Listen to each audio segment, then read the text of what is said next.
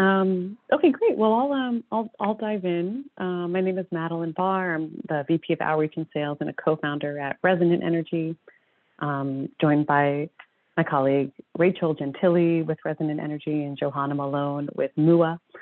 As you join, feel free to throw in the chat maybe your name, your organization, and what brought you here. I know on this webinar mode, there's not a lot of chance for interaction, but would love to sort of imagine that we're in a room together.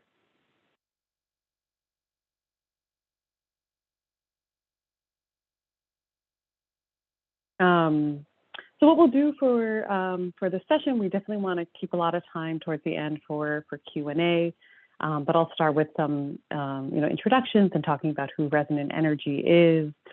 The purpose of this webinar is to talk about pathways for nonprofit organizations to go solar, especially in light of some of the new policies coming out at the federal level with the Inflation Reduction Act. So we'll talk through, what that could look like for your organizations. And then we'll hear from Johanna about her organization's story about going solar themselves.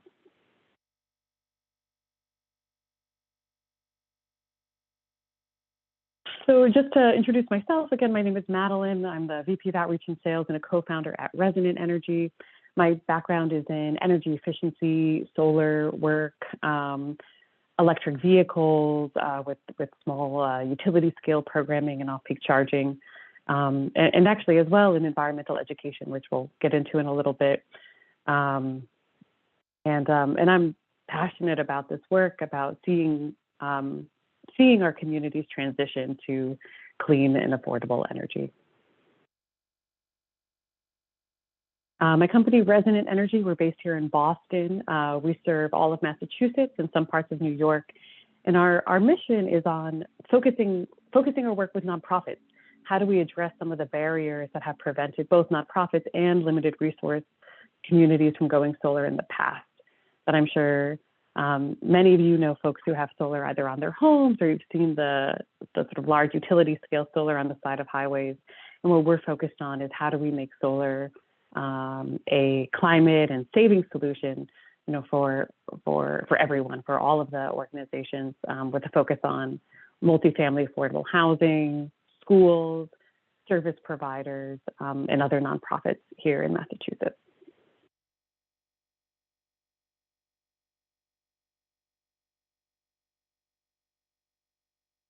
And we've installed solar for over 200 separate nonprofits.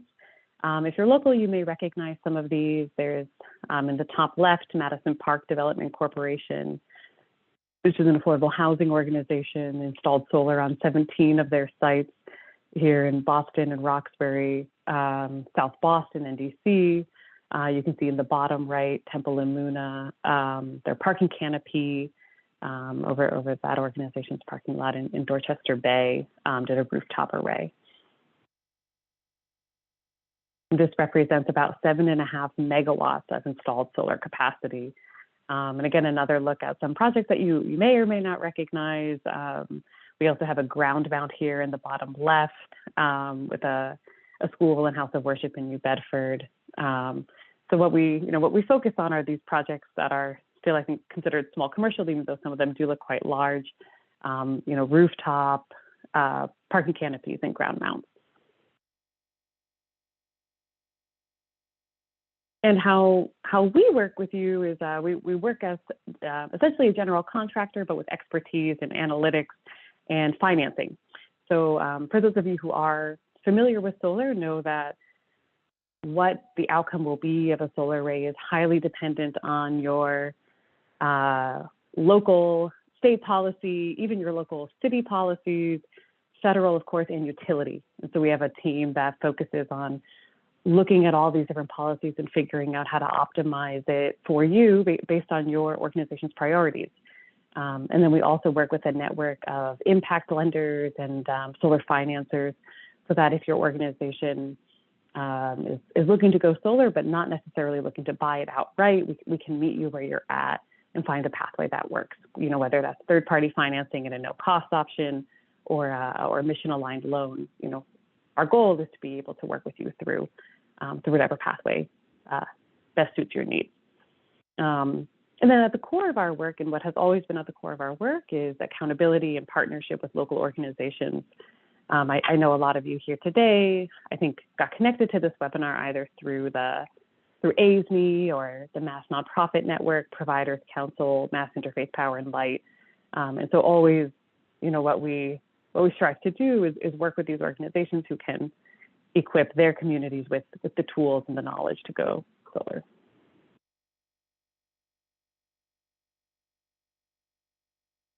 So why go solar? I think the conversation around this sort of used to be like, well, it's good for the environment, but it's going to be expensive, but you should do it anyway. And I'm pleased to say we're really out of that phase of the solar industry where we're at. And I'll get into some of what those benefits really are looking like now. So the main one that I'm sure everyone here is all too familiar with is the huge increases in electricity costs that we're seeing. If anyone has seen one of our solar cash flows, what you may remember is that over the past 15 years, electricity rates have increased about 2.5% to 3% per year. And then you can see just since last winter, there's been an enormous spike between 40 and 65% across Massachusetts utilities in the cost of electricity.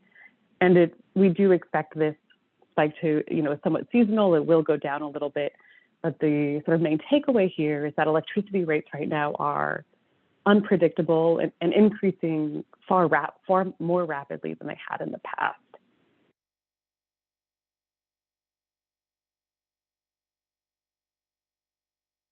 And we know that K through 12 schools nationally spend about $8 billion on electricity. I know many of you here too are also service providers and providing family services or healthcare services, and your buildings also use a ton of electricity that I know I've heard from you, is putting strain on your operating budgets. And so by going solar, you can save between 40 and 100% on your electric bills. And the reason for that range is because, the 40% is likely if you do a no-cost financing option. You could pay nothing up front and get an immediate 40% savings on your bill. And the 100% would be more likely if you went an ownership pathway. But regardless of sort of what percent you're saving, you can use that savings to invest back in your scholarship programs for students, invest in your facility, invest in your healthcare services for your elders, and the vital community serving services that your organizations all provide.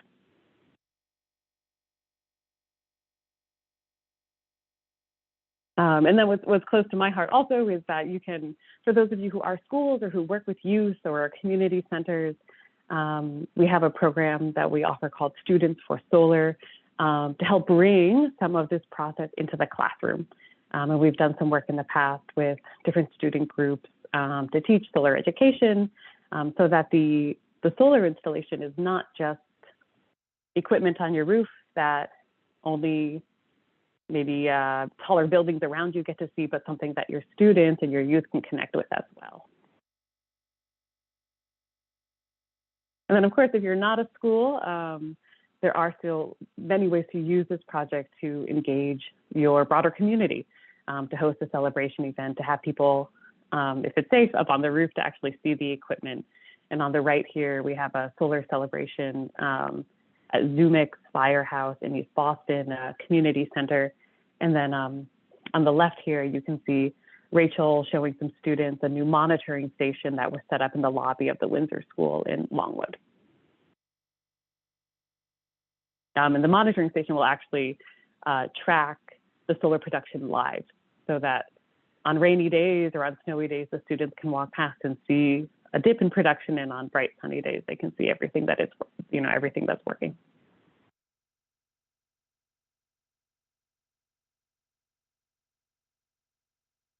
So I'll talk a little bit too about the state of solar.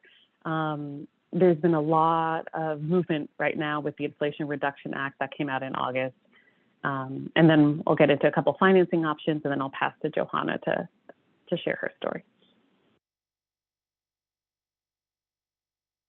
So the Inflation Reduction Act was passed in August, and it was leading up to it a real roller coaster for the solar industry. Was it going to pass? Was it not? Was it going to include the tax credit?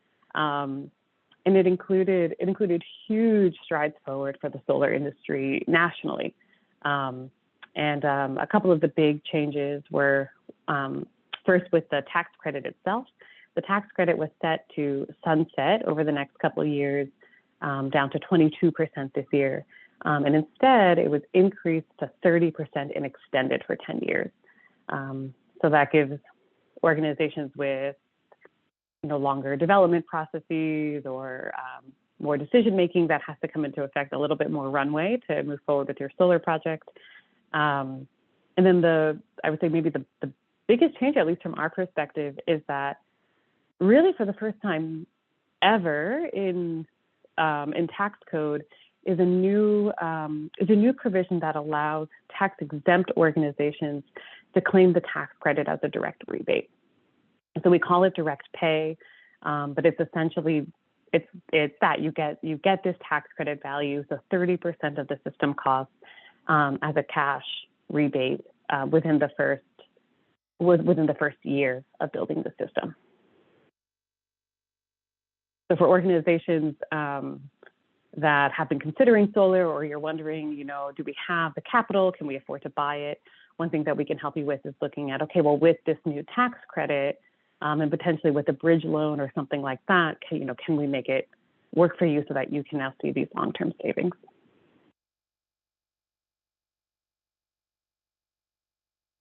And so what you can claim the tax credit on is the full install, so equipment, labor, installation. If you're looking at battery storage, that also is included in this.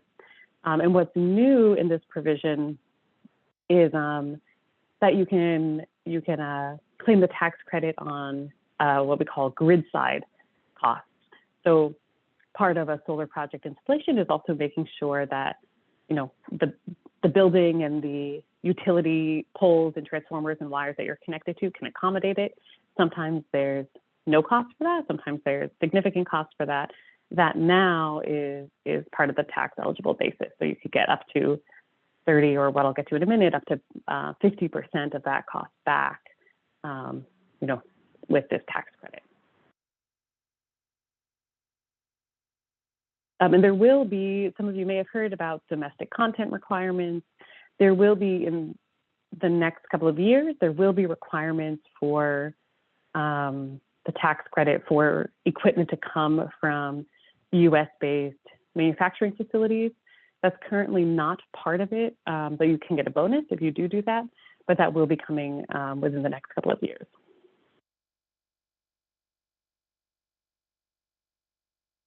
And again, just to reiterate that tax-exempt organizations can now claim the direct pay incentive through the tax credit. You do not have to pay, you do not have to have a tax appetite in order to see this benefit. Another important provision in the IRA is a number of environmental justice adders. So we'll share this out afterwards so you can read through, and of course we're happy to actually look at your address to see which of these you might qualify for. But what is also new in this tax, or rather in this new solar policy, is extra benefit for organizations that qualify for, one of these three environmental justice criteria. Some of it is this low-income community is based on where you're located. Affordable multifamily tenant benefit is related to whether or not your building and the power is serving income-eligible residents, and similar with the low-income community solar. So looking to see if this solar project can benefit, the residents in our community who carry the heaviest energy burden and need these savings the most, as well as if you are an affordable housing provider, there's benefit there as well. So anyway, all of this, our back-end analytics team can help look through to see, again, which of these you qualify for, what our recommendations would be to sort of optimize the available incentives to help your organization.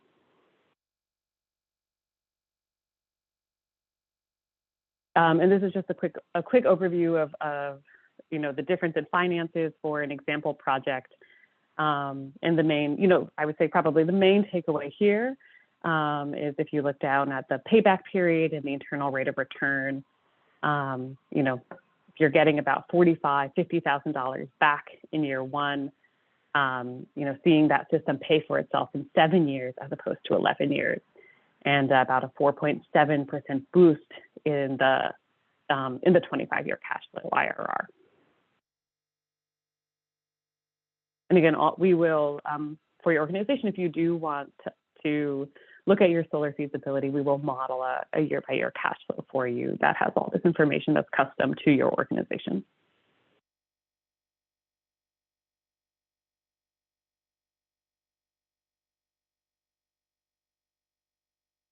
So for financing, I mentioned at the beginning that one of our goals is to meet your organization where you're at in terms of your financial constraints and your priorities. We offer a couple different financing options, and actually more than a couple, depending on the electricity use in your building, the size of your roof, what utility you're located in. We'll make different recommendations of both how to interconnect your system and what financing may make most sense. The two I'll focus on for this presentation are probably two of the most common.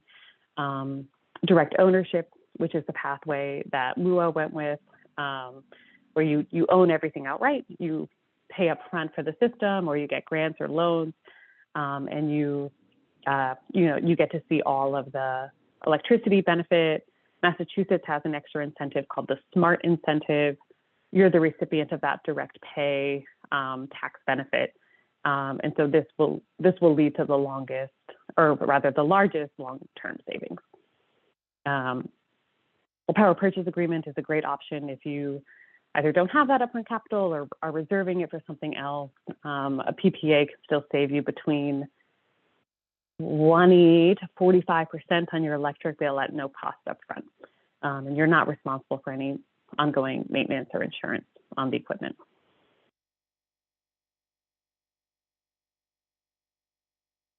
And again, typically when we look at your building, we'll show you both of these side by side so that you can weigh, what makes most sense for you. So with that, I'll pass it over to Johanna to talk about what her experience and what her organization's story was in their solar journey. Hey everybody, I'm Johanna. I'm co-director at Mujeres Unidas Avanzando. That's me in the yellow dress on the right and also speaking with you now. We are, by coincidence, we are neighbors of Resonant Energy. We're at 54 Clayton Street. They are at 60 Clayton Street. And time goes quickly, but they called us 2 years ago and said, oh, we noticed you bought a nice new roof on your property. Have you ever decided to get solar panels? And I was the first one. I said, I have funding deadlines, running programs. I don't speak solar. This is not my area of expertise. I said, I know we should do it, but it's complicated. And they said, no, they said, no pressure at all. Maybe we could set up, and remember, this was 2 years ago, so we were very much more remote than we are now. I said, why don't we just get a conversation going?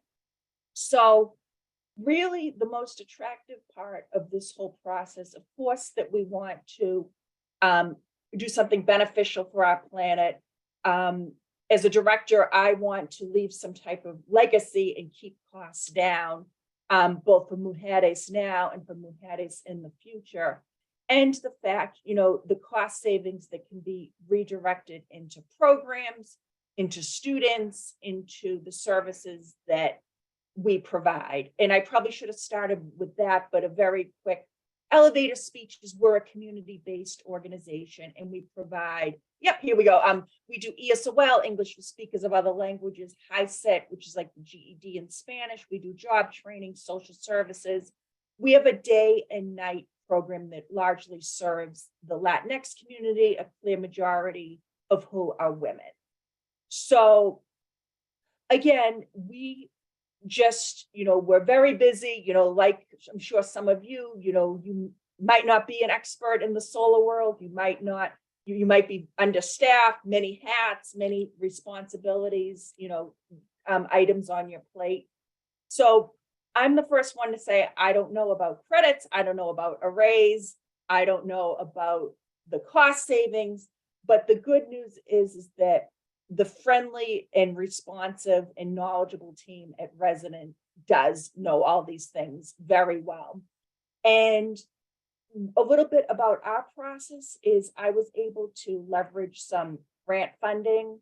In fact, yep, there we are. There's the project in action. So we were able to leverage some funding to purchase the solar panels outright. Some were leads that I had, some were leads and that Resonant was able to come up with, but they really drove every step of the process and also also did a lot of problem solving. And I highlight problems not to alarm anyone, but just to say there are going to be bumps and starts in this process. For example, we had a new roof, but there were a few things that weren't quite up to code with our roof. So they were able to recommend someone to come out and fix a few small things, because again, this is quite an investment. There is a cost to the panels, at least for us. Again, we did direct ownership. So no one wants to see the solar panels fail, and they want to generate solar power. So really this process, and again, this was during COVID, we had a little bit of an issue with our roof, supply chain issues. So again, some of these things probably have resolved themselves by now, but it took us about a year start to finish. And anytime there was a form I got, I didn't know how to do, they were very helpful. I said, oh no, I don't know who to bring out to fix the roof. They said, no, we have a good person, you can meet with them, see if you want them to do the work. They came out during the process, they looked at the project, they answered our questions. Really, every step of the way. One of our grants required Davis-Bacon prevalent wages. They were able to help connect us to some solar installers that met the criteria of the grant that we had, in really every step of the way. And just looking back, I wanted, in anticipation of the talk I was going to have with everybody here, I looked at our electric bills from the past couple of years just to say, well, what's going on? Are these effective? And remember, in 2020 and 2021, we were pretty much fully on Zoom. And our electric bills are on par with what we were paying a couple of years ago. But I'm sure everyone knows, is running business, running a nonprofit, and anyone that's a homeowner or a renter knows that electric bills have gone up significantly in the past couple of months. And also now we have this smart payment each month. So we've reduced our electric bill significantly from where it was a couple of years ago, keeping in mind that Eversource bills are very costly right now anyway. And we get this payment every month. Back in the summer, I think there were maybe, $400 or $500. Right now, our most recent smart payment, the smart payments have been running about $300 or $400 a month that we've been getting. And again, they pretty much reduce our electric bill entirely for the month, or we come out, and a lot of times this is the case, with a little extra money at the end of the month. And again, this is what we're redirecting back into programs, our services, into cost of living, into the other expenses that have gone up in running our nonprofit business. So I just wanted to ask, pause and ask the Resonant team, was there anything else you would like me to highlight about our experience?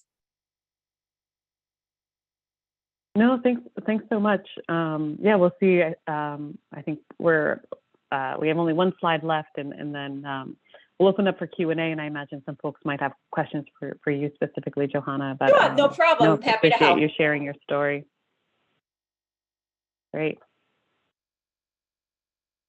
So, so the next step here would be to see what your organization's solar potential looks like. And we'll send this webinar as a follow-up so you have all this information. But we'd recommend that you can sign up here on our website. This link goes right there. And then we'll do an analysis for you. And our analysis process is multi-part. We'll start just by looking at your building, looking at your roof, determining how much solar can actually fit, and what your production on an annual basis will look like. Are you shaded by trees or other buildings? And then we layer on top of that the specific savings that are relevant for your organization. So what your electricity savings will look like, based on how much you use, versus if you have any excess, what incentives you'll qualify for the state and utility level, and then of course factoring in the federal incentives and if you qualify for any of these additional adders that we spoke about. And then we'll put together a side-by-side so you can see either an ownership pathway or a no-cost pathway, and can take it from there. And all of that is no cost. It's part of our process. We do these. We do these as the first step in our process so that you can have the tools and have the information to see how you want to proceed. So with that, we hope to hear from more of you now. I really can't emphasize enough how good it is right now to start considering solar with the new IRA measures. If it's not right for you now, that's totally fine, but we're happy to have that conversation anyway. So I'll pause there and happy to take any questions. You can put them either in the chat or in the Q&A. We'll stay on until those are about wrapped up. And thank you again for taking time out of your day to join us.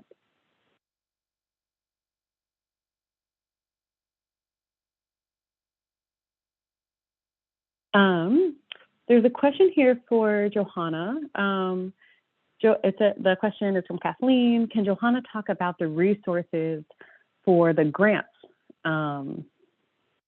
with funding, and was it to assist with any financing? Did the resident team want to chime in first? Then I'm happy to add to it. Sure. Yeah. I know in terms of the grants, we are connected to a couple grants locally. I know one foundation we've worked with is the Turn Foundation. The Mass Cultural Council sometimes has grants. And when they're available, we've also worked with state level grants. The DEP GAP grant was a recent one. And they provide different levels of funding. I think typically some of them have a match requirement or might cover, up to 90%, but not 100% of the cost. So we do have some resources that we can connect you to see if there's a good fit. And we also work with a number of mission-aligned lenders too. So if you wanted, if there wasn't a grant that was a good fit for your organization, we could also talk about loans. But I'll pass back over to you, Johanna. And then what I would like to add is, the Turn was a big one. I hesitate to say this one because I haven't looked at the website before speaking with anyone today, but I know the Solar Moonshot, they were at the time, so again, don't quote me on this, they were moving away from projects in Massachusetts and focusing on other states. But at the time, this was like a year ago, we ended up not needing them because we leveraged other funding, but they were going to consider a project in Massachusetts, so it might not hurt to ask. There are a bunch of foundations, that do support capital grants in the Boston area. I would say look at your own funding sources, just because some of the foundations Mo has used over the years.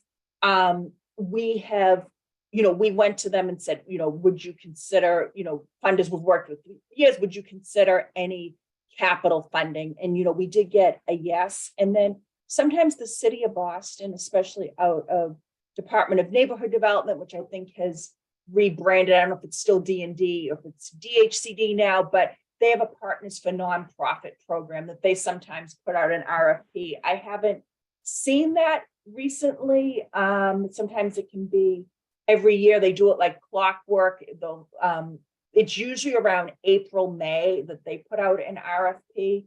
So, yeah, so those are the ones that jump to my mind to, the solar moonshot, which again, may or may not still be doing Massachusetts, and turn to existing foundations to see if there's any capital, grants that they would consider if they already do capital grant funding, and then some of the city of Boston resources.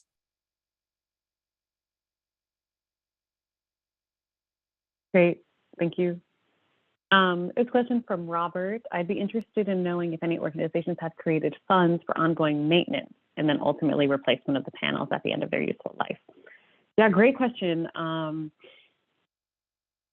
As far as I know, as far as I know, organizations, well, it's possible they have set up separate funds. What we recommend and what we have budgeted in the cash flows we put together is an ongoing annual maintenance fee, or just a budget item, so that your organization can have, some planning for when you have to replace an inverter, or swap out some equipment, or get an electrician on site. There's not a ton of maintenance that you'll have to do, especially because all of the equipment will be covered by warranty. But we do have a sort of a budget item that we recommend as an industry standard that you keep. So organizations could, and we recommend that they do, sort of have that, have that in their planning each year, however they want to best designate that money. And then we also have, for organizations that could be relevant for anyone, we do have an operations and maintenance partner. So once we install the project, could sort of connect you with this provider that will do like an annual checkup. They'll monitor your system, and they'll cover sort of baseline of services if something needs to get replaced or there's a truck roll that has to happen. So you have those two options of either sort of covering it yourself or working with this O&M provider. And I will say, just from the, fundraising perspective, we do have, some small, we have unrestricted funding. I'm sure most of the organizations on the line do as well. And then so far, again, our project only launched a year ago. We haven't had any reason to have any maintenance done, but just, all agencies have those unexpected, snow removal, or a light goes out, or the plumbing, but just, as Resonant already said, it's a best practice. We just have a small fund that we can use, unrestricted, and for different emergencies and incidents that happen. Yeah, great. We have another question, waiting to hear about the school education program. Amazing. Yeah. So, so this program that we're calling it Students for Solar, and what we can offer for organizations that do move forward with solar project is either like an in-classroom workshop to have some, like, as you maybe saw in some of the pictures, like these like mini solar panels, and they have little power meters so that you can bring them outside and see, like, all right, if I face it this way versus this way, what's the production going to be? Can I use it to power like tiny LED light bulbs, which we provide too? So we have one that's sort of like a hands-on solar workshop. And then for older students, what we found some interest in is doing a solar career panel. So, within our own company, we have a lot of different expertise, folks who are in sales or operation or project management or finances. And then we also bring in some of our partners from the engineering and construction side as well to host a solar career panel. So it's as a sort of an added benefit for organizations who have an interest in bringing the project sort of into the classroom. And it was inspired by the project that we completed recently with the Windsor School in Boston, that was actually the background for some of the transition slides. Their project was spearheaded by their students, and it was the climate club within the school was working with their their advisor, with their teacher, and brought us in to help make this project happen. But it was an inspiring project for our team, and we put together this student engagement program as a kind of outcome of that. And then it looks like, I don't know if this is the same attendee with this follow-up question asking if we come to Maine or New Hampshire. Unfortunately, we're right now just in Massachusetts, but we can recommend partners who do work in New Hampshire and Maine. I know Resonant Energy is a company that we've done some work with in the past that we could recommend.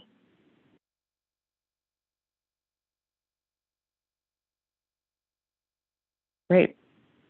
Well, that's the end of the questions that I'm seeing in the chat. Could I say something real quick?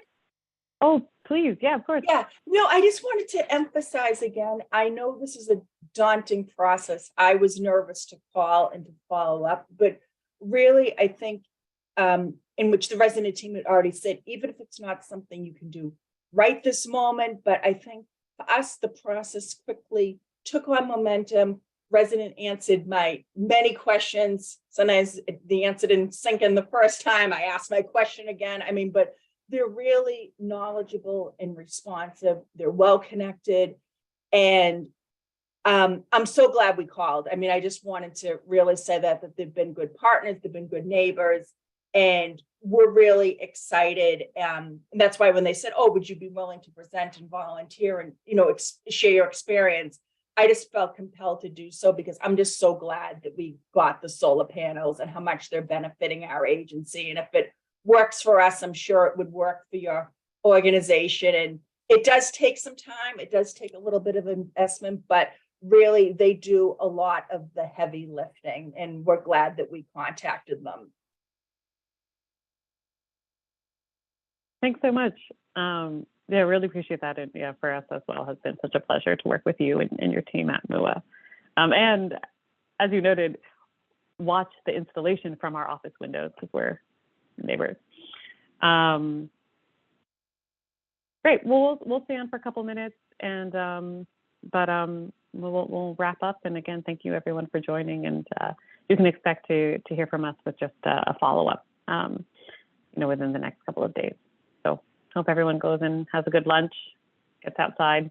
We'll talk soon.